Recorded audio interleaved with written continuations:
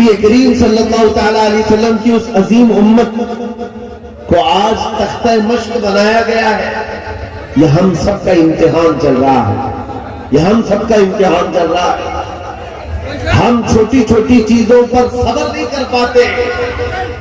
ہو سکتا ہے میری تقریروں سے آپ کو اثر نہ ہو سکتا ہے کسی مقرر کی اور کسی کے وعد و نصیحت سے آپ کا اثر نہ ہو رہا ہو، لیکن ان نہتے بچوں کی اور ان مظلوم فلسطینیوں کی اس چیخ و پکار کو دیکھ کر کے تو سمجھ جاؤ کہ ان کا ایمان کتنا مضبوط ہے، کتنا مضبوط ہے. وقت کے سپر پاور طاقتیں ان نہتے بچوں کے سامنے کھڑی ہیں. دنیا کی ساری بڑی مشینیں لے کر، ساری ٹیکنالوجی لے کر، اور مقابلہ کرنے والے کنکروں اور پتھروں کے ساتھ کھڑے ہیں. ہاتھوں میں کنکر ہے، پتھر ہے. کوئی مزاحمت کرنے کے لیے ان کے پاس چھوٹی چیز بھی نہیں. اس کے باوجود بھی دنیا ان کو آتنکواد کہتی ہے، دہشت گرد کہتی ہے، ٹیررسٹ کہتی ہے. اس سے ان کو کچھ فرق نہیں پڑتا. میں ایک حدیث پاک سناتا ہوں. نبی کریم صلی اللہ تعالی علیہ وسلم ارشاد فرماتے ہیں: لا تزال عصابۃ من امتی یقاتلون علی ابواب دمشق وما حولها ظاہرین علی الحق لا يضرهم خذلان من خذلهم الى ان تقوم الساعة او كما قال رسول اللہ صلی اللہ علیہ وسلم.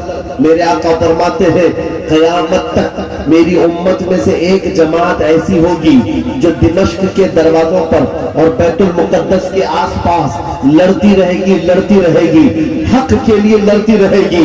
کسی کے برا چاہنے سے ان کا کچھ برا نہ ہوگا. قیامت آنے تک وہ حق کے لیے لڑتے رہیں گے. میرے آقا صلی اللہ علیہ وسلم نے فرمایا قیامت تک وہ حق کے لیے لڑتے رہیں گے، کسی کے برا چاہنے سے ان کا کچھ نہیں ہوگا. اب میں یہاں بات پوچھتا ہوں، برا چاہنے سے کچھ نہیں ہوگا یہ حدیث میں کہا جا رہا ہے، جبکہ ظاہر میں ہم دیکھ رہے ہیں ان کی تو عمارتیں ٹوٹ کر ختم ہو گئی، ان کے بچوں کے ٹکڑے ہو گئے. ان کے ہاں ایک ایک قبر میں 80 میتوں کو رکھا گیا. اور حدیث میں کہا جا رہا ہے ان کا برا چاہنے والے لوگوں سے، ان کا برا چاہنے سے ان کا کچھ نہیں ہوگا. ارے بہت کچھ ہو گیا. ان کے اسپتال ٹوٹ گئے، ان کے گھر برباد ہو گئے، ان کی زمینیں تباہ ہیں، ان کے گھر بار سب ختم ہے. پھر حدیث میں یہ جو کہا جا رہا ہے ان کا کچھ برا نہیں ہوگا. مطلب یہ ہے میرے عزیزوں، میرے آقا کا فرمان ہے دنیا کے برا چاہنے سے ان کا کچھ نہیں ہوگا. مطلب گھر ٹوٹ جائے، بچے ختم ہو جائیں الگ ہے، رشتے ٹوٹ جائیں الگ ہے، لیکن پوری دنیا ایک طرف ہو جائے ان کے ایمان کا کچھ بھی برا نہیں ہو سکتا. اور اگر ایمان محفوظ ہے تو دنیا کی سب سے بڑی دولت موجود ہے.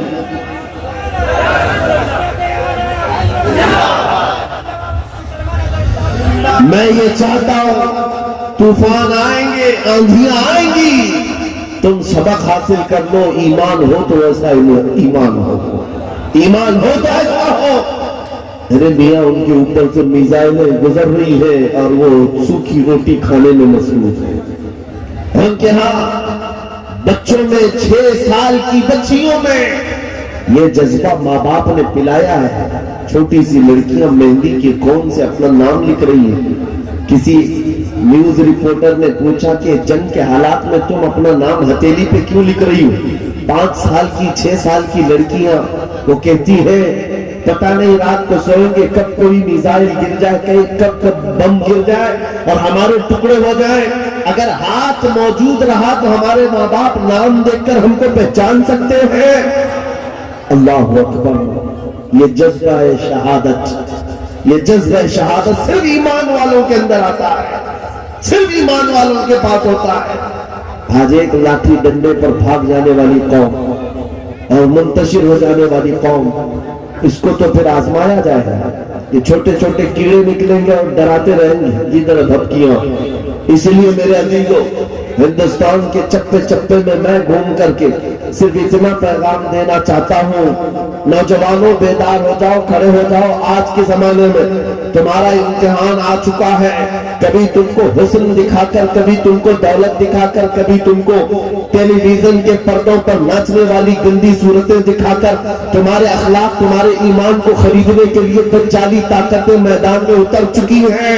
جب اس طرح کی دعوتیں تمہارے پاس آ جائیں، ٹھوکر مار دینا، اور اس کے بعد پھر دنیا کو یہ اعلان کر کے کہنا مجھے دولت سے کوئی سروکار نہیں، مجھے حسن و شباب سے کوئی سروکار نہیں، مجھے تمہارے دیے ہوئے سکے اور ٹکڑوں سے کوئی سروکار نہیں، اپنا سب کچھ گنبد خضرا کل بھی تھا اور آج بھی ہے، میرے نبی سے میرا رشتہ کل بھی تھا اور یہ ایمان ہو جائے نوجوانوں کا، میرے نبی سے میرا رشتہ کل بھی تھا اور آج بھی ہے، بس یہ جذبہ